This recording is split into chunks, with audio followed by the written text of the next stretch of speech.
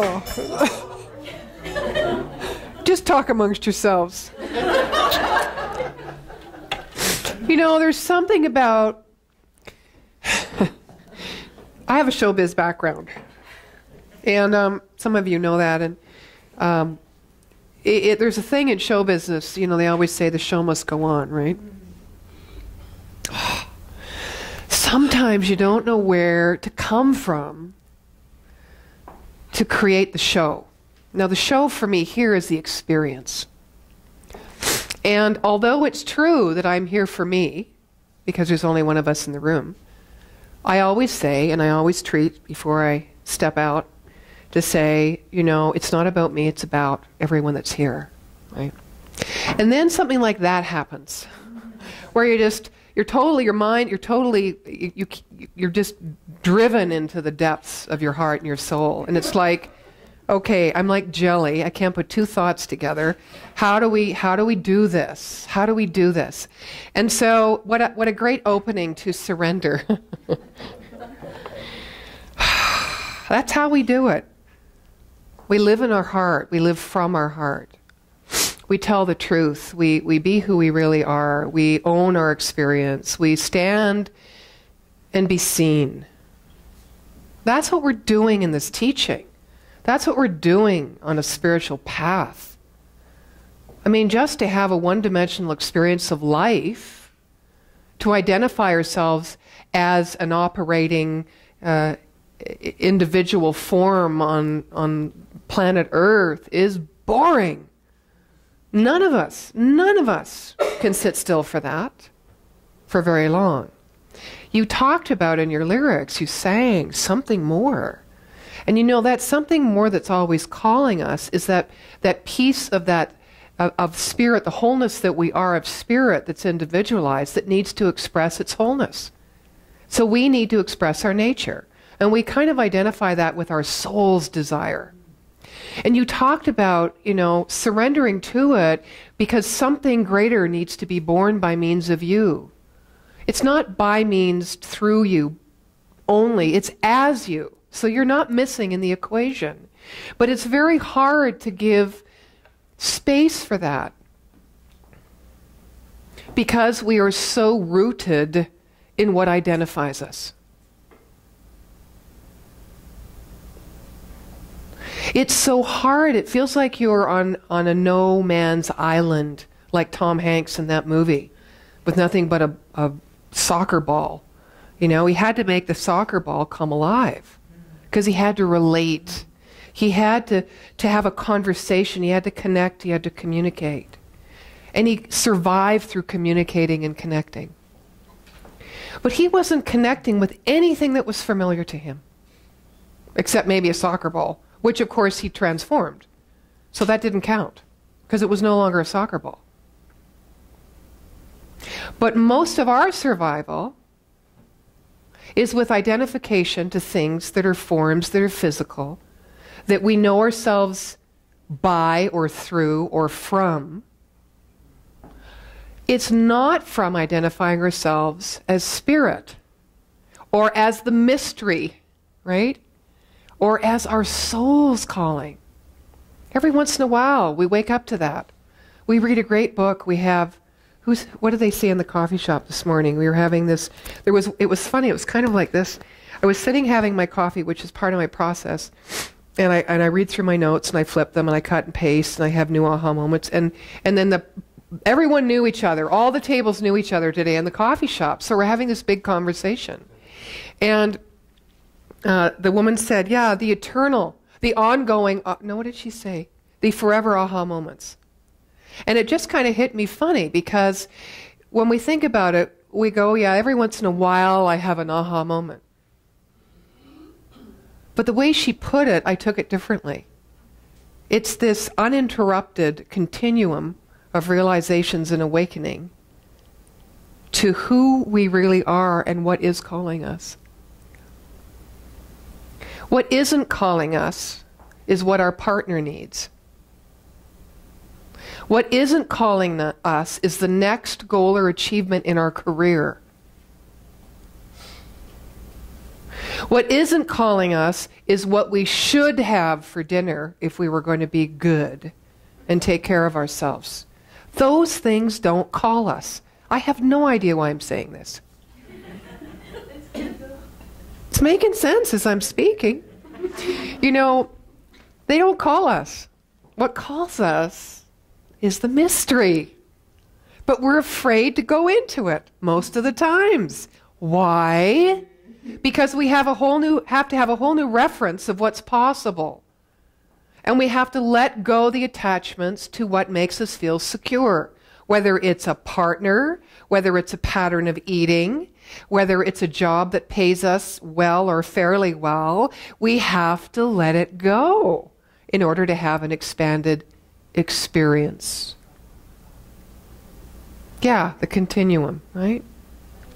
However, if we didn't have these attachments, we would never have the experience of expansion. So, part of what we're talking today about is accepting what is. And that's why it's important to accept what is. One of the reasons. To identify that what is right before us, even though the soul knows it's going to grow beyond it, or through it, or not as a way of detaching from it, but as becoming one with it. And then no more it stands before us. We don't use it as a yardstick of measurement anymore. It ceases to be an attachment. If you give yourself totally into something, you cease to be separate from it. So that you can look at it more objectively, but as one with it. Does this make sense? You can look at it more objectively and see it. I talked about this last week. You can see it rather than perceive it, because there's nothing between you and it. You have no need. It is not going to serve you. It is not going to help secure you. It is not going to give you something that you don't have. There's no separation, therefore there's no resistance. You become one with it, and it's accepted, and then you move on to this next expression. But we often think we have to detach or leave the job or the partner or the food pattern behind in order to have this greater expression. Not so.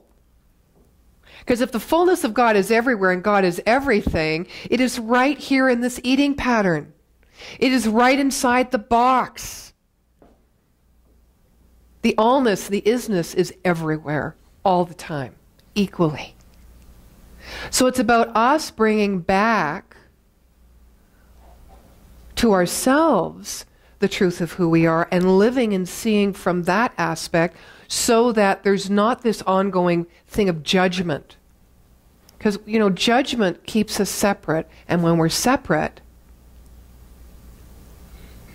even though we don't like it because we want to belong and feel connected, there's a sense of security in being separate. Because we don't have to be vulnerable. We don't have to surrender and let go what distinguishes us or what we think is special about us or how we've created this identity. We don't have to let it go when we stay separate. And we can function as we've always functioned and feel secure and comfortable within that. But if we want to move it, in fact, we don't even have to want to move into the mystery. There's no choice about it. You talked about that in your song too, that creative movement. Somehow I heard that it's a natural state, and we need to get ourselves out of the way or out of judgment. And before we can get ourselves out of judgment on the other, before we can move and meld into that place of oneness, knowing that there truly is only one, so living the principles that we teach in Science of Mind, we need to know that's true within ourselves. So we can't resist or judge ourselves. We need to accept all the processes that are happening. We may not like them, but as long as we keep separate from them, we will encourage them and intensify our experience of them. In our Science of Mind Foundation, our 350 class that we're doing, we were having this chat about, how science says we only use 10% of our brains. Well, what do we do with the other 90%, right? And how do you start using this intelligence that's within us And what is that 90%? That 90% has got nothing to do with our objective mind, which measures, which compares, right? Which sizes things up. It's got to do with our connection to our intuition, our extrasensory perception, our soul, that expansion that's always happening, that creative intelligence. Now, in my talk title, I said, well, you know, how are we, if we surrender and we accept everything the way it is, how are we going to feel that creative edge, you know, that burn, that excitement, that inspiration? How are we actually going to manifest things if truly it's all here anyway? So Nadine, if what you're saying is just don't resist it, accept it, then that experience of all that you are can start expanding, and you can know yourself as the fullness of who you are, without resistance, without judgment. Now that is true in a physical world, but in the realm of the absolute, it is not true, because resistance is necessary. Every time creation expands, there has to be resistance in order to balance it, right? There has to be a response to every action. So when we're creating something new in our lives, or we're surrendering, this is the same thing. Creating something new in your life and surrendering to accept what is are the same things. Creating something new in your life and surrendering to accept what is are really the same things, because what's happening in both is a natural process of resistance. In order to surrender and accept what is, you have to move beyond resistance. These are the resistant thoughts, the judgments that, well, if I don't do this, or I just stay here, then maybe I'll lose my mojo, or maybe I'll miss the opportunity, or maybe I'll just sink farther into complacency, or maybe, you know, there's resistance always in the mind, the objective mind. But our subjective mind, that creative part, is moving toward a new idea as we're resisting what is. We wouldn't be resisting if we hadn't already grown beyond it. If some part of us wasn't already on the move to a greater experience and expression of who we were. So two different sides to the same process, the creative process. If you know, I don't know how many people in your life you really love. You know, you'd say you're your inner circle. Say there's 6. What if, because you've actually manifested the experience of loving those people, you've made your choices, you've set intentions, you've drawn them to you, the law of attraction, right? What you put out comes back. What you are, you will create, right? What if you loved everybody that you meet exactly the same?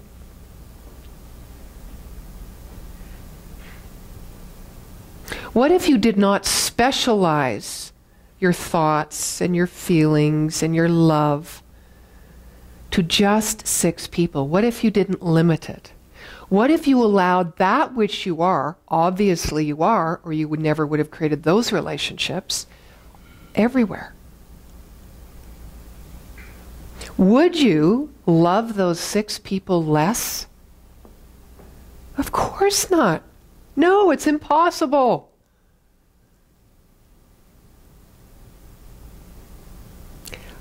But as you're thinking about this, you're probably thinking some thoughts about, like, I don't know what thoughts you're thinking, but one of them might be, gosh, that would take a lot of energy for me. Or I'd have to give myself away. Or, boy, I'd have to really open myself up and be vulnerable to strangers.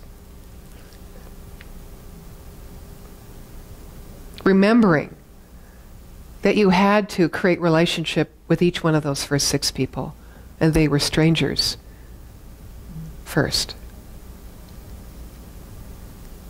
Just interesting, isn't it? So what we're really asking is that or suggesting is that there is no separation, which is going back to the principle. And it is never about that which is not coming to us from another that creates the judgment or the resistance or the separation. It is only and ever that which is not coming forward from us to the other that creates the judgment, the resistance, and the separation. Because in the end, we give ourselves our own experience.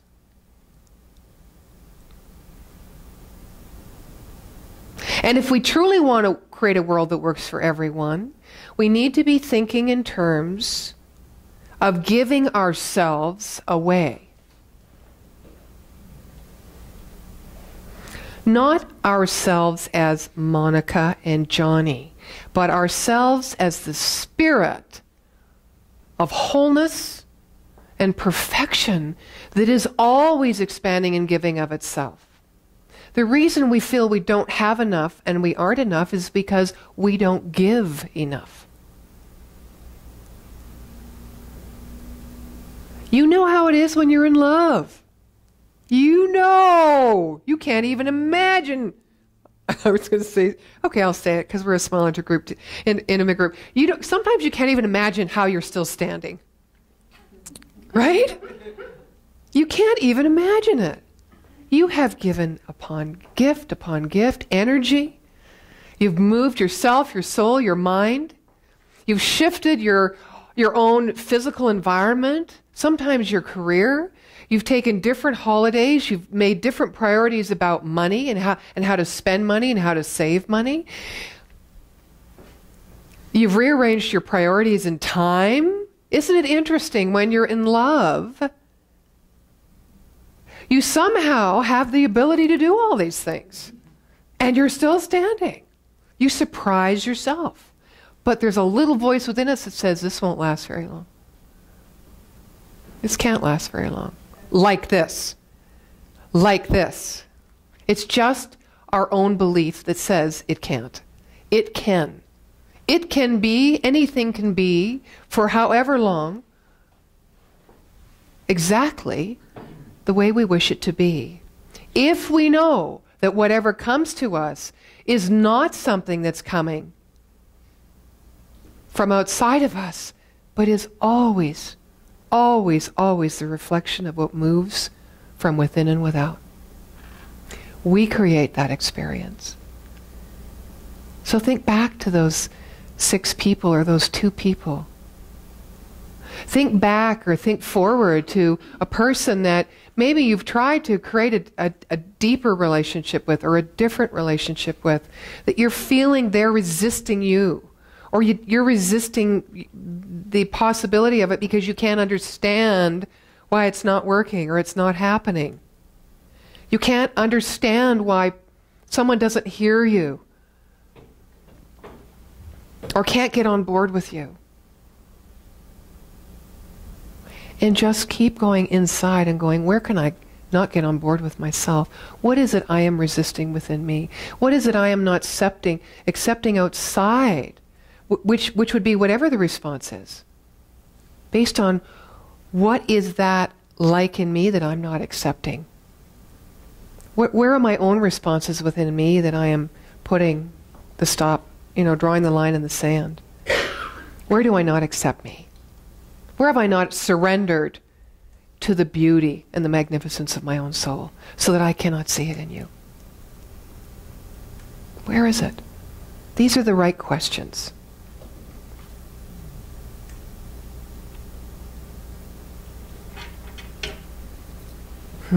These are the right questions.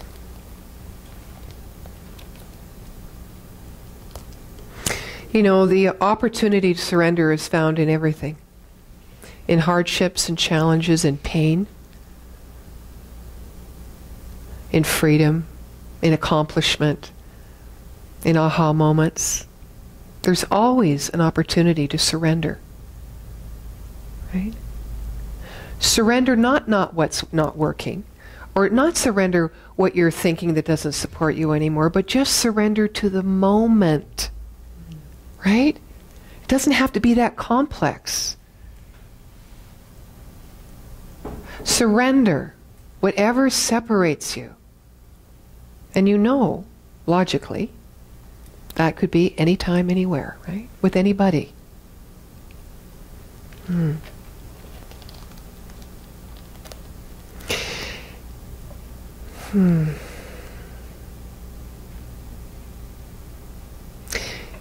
When Jesus was on the cross,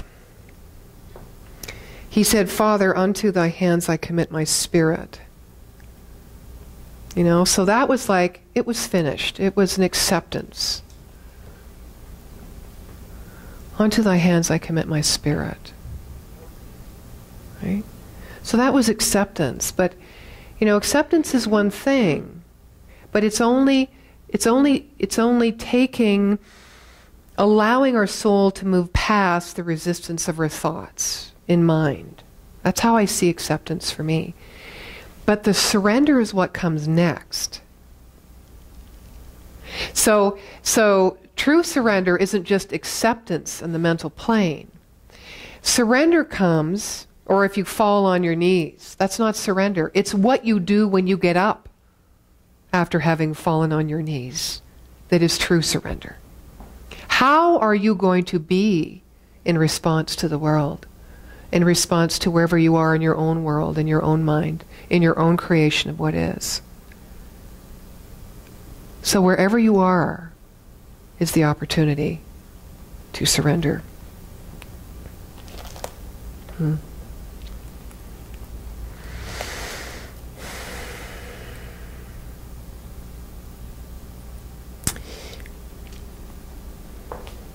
You know, in the art world, just like in any of our worlds, our objective mind is always setting us up to measure ourselves, measure our last relationship, our last achievement, our last job. We're always striving within ourselves to be better people, right? To be nicer people, to be more generous people, to be more discerning, perhaps, you know, or to be more clear. Or maybe more proactive. Or maybe we're striving to not just think of ourselves and our own security, but we're moving perhaps into volunteer positions or seva or social action.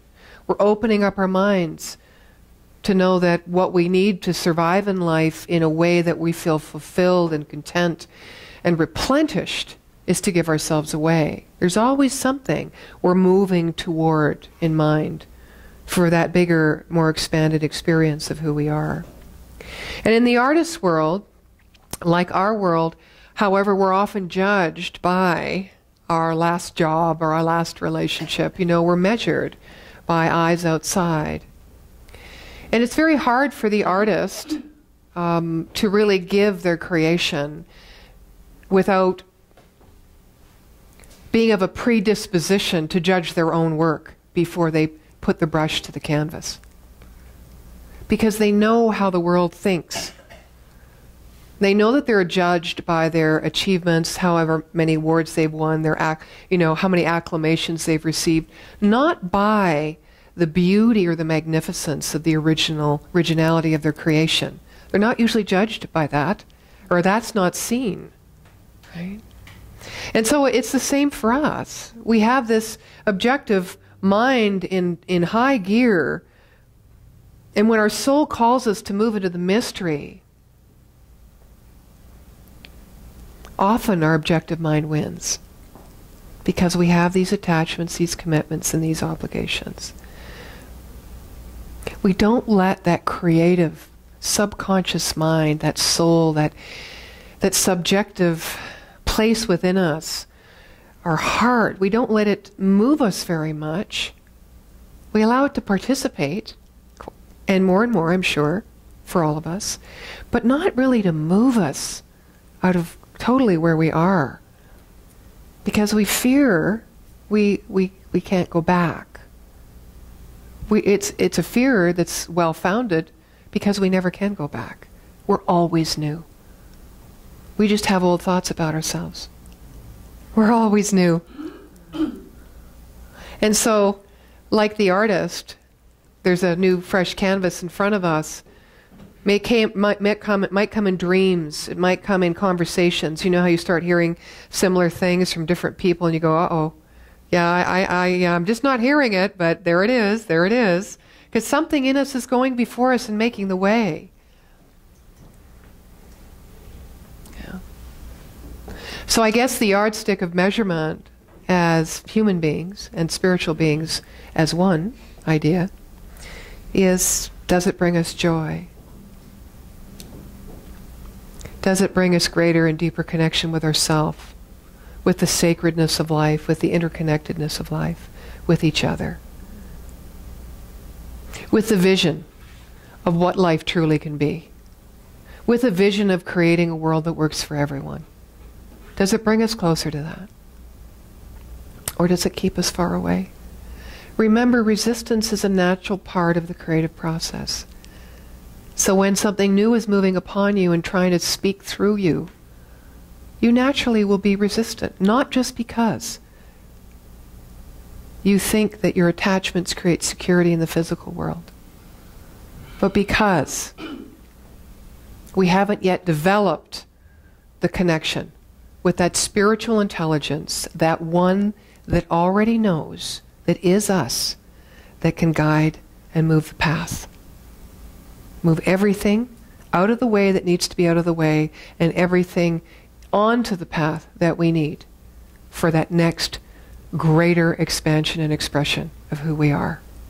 So that we can live vulnerably, that we can be seen, that we can stand in our truth, that no longer does it have to be something we pray for or dream about or wish for. It becomes a reality. 6 degrees of separation? Not.